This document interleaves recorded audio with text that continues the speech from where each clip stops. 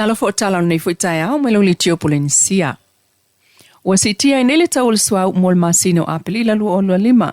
Sa no al minista o le penisini o si ile iva te sima le iva sene ile lita mai le lua tala iva ile tolu tala o iva lita. O le kiso o si ile fitu te sima le lima sene ile lita mai le tolu tala sful sene ile tolu tala sful fitu le lita. Ai o le kalsini le o si il se fulu tasi sene le lita mai le lua tala fitu sfulu ile lua tala valutasi. O le tau mo le masino apeli la sa fuafua mo le masino Februari i lalo o le MOP o lo whaafsenga ina i tau o suau. O lo tuma upea le wheme i me ia i o le tau mo suau le wha maina ma suau wha ma. Sa amata mai lava o na si itia mai le masino o ke topa lua o lua wha aipitai na tangia le wha aititia i le masino Februari e a fua mai fetu na inga o whainga wha avae mo wha tau inga al malo Amerika. E ono a fia il tamau ai ngolo langi tu sai ma le si itia i tau whaaloto i fale o Februari sa si itia tau mo fela ua inga le sfultolu pasene mai o toe wha amalo si ai le tala Amerika i le tala Samoa i le 2%. O le tau whau suau u i pamu penisini mo apelila e o atu le stolu se fulu. O le penisini e tolu tala ma le iwa sene lita o le kiso tolu tala sulfitu le lita. Ma le kalasini e lua tala valu tasi sene le lita. O ye ni Samoa la sanga wha mamalu o polo inga o whalawlawe tupu wha fua sei ona o le eletise. Ma sau noa wha apitoa i le fiongal pale mia fia mena o mimta a wha nafi. Tolu tasi o mati i le whelo inga ma lau wha salau le portfono le tate. Ma ia amata mai ai lea la sanga i le po ana po, i le tai o le sefululua le vaveao e o atu le salua iwa. O le masina le nei o Februari. Sau noa le pale mia e tolu sfulua so le polo inga e langolango inga luenga toi whale lei o le elitise i Samoa.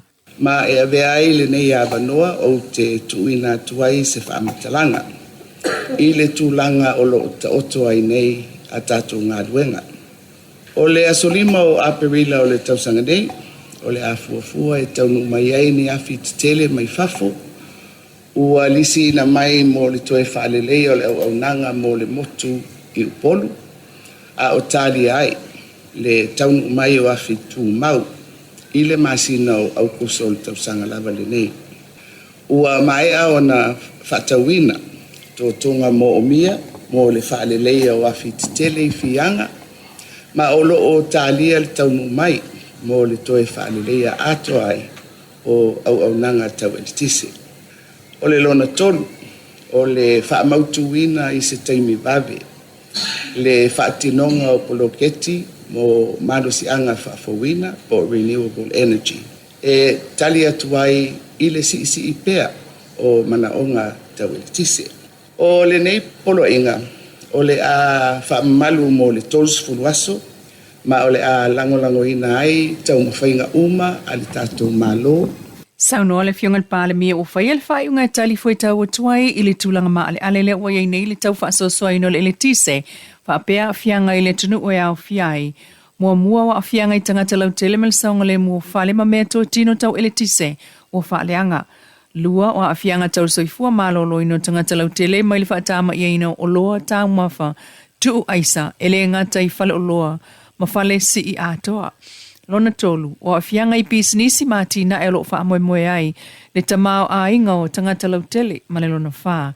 Le ono o atu i le 10% o le tamao a inga o le tunuu, i to tono le tausanga lua o lua lima wa a fia ona o le tūlanga wha le tonu o le wila. Peona iai wha le tonu i a fitele, i wha le a fianga wa a fia ilwaenga tele o le motu upolu, wha le tonu i waia malo lo siolo i lalo ele o lo wha sosoa ile elitise, motu sia o laina ma le whaaleangaina o pomoli le malolosi o savili lea na tula i mai lea soiva o mati o le tausanga nei ma le sitia o le mawalunga o mana unga tau eltise i tonu le tunu o ati li wha o popo ai eltise mo mia pe a wha atu sa atu eltise maua ai mai se lava i taimi o lo mawalunga ai le mana unga tau eltise. Ainisio tala mai le sunga Salome. O le vaenga lona lua le nei polo kalame an matanga luenga leo leo whare pui pui, ma leo la toi fuata ina, i tā ua o le Samoa saunga le mu. Le ana whaatata noa ai le mata upu, i le vaenga o tula fono o au penga malosi. I le polo kalame sa fesilingi ai le sunga i lali i sa tinisinia, palasi sa tau, i le vaenga o au penga malosi i tula fono, e toi whaamana tuai i le atunu. O le tula fono lo au penga tasivon se fulu i lona pui pui lima. O lo i ai le tūlanga le whaatanga le mamado le atunu o na umbia le pēmita le whaatau ia ma whau whale mei la umalosi Samoa. O na soi le marivaenga ono le tūla fono. A mahe au na umbia le pēmita e whaatau pe whau whale mei le la umalosi Samoa. O le vaenga ono tūla fono la umalosi. O lo o mai le whaatananga e te umi ai le pēmita e te umi ai pe proses le o le whana. O tangata Samoa oma e mawhai o na talosanga ma e anga waa. O vaenga ye sa ayo na etalsanga pe ele ala ngata tawai ona etalsanga mua ele atole lua tasi talsanga vaenga rona lua pe afa pe wa e soli se tu la fono ila lo soli nga tu la fono na malo Samoa o le vaenga ivala ele la iseneina ma le resitalaina fa tu la fono o la awia o umana e fa tawina ma e o mia fa tu la fono Talanau nei tai au mai lau le tio polinsia, whao poponga le sfululua i le awauli.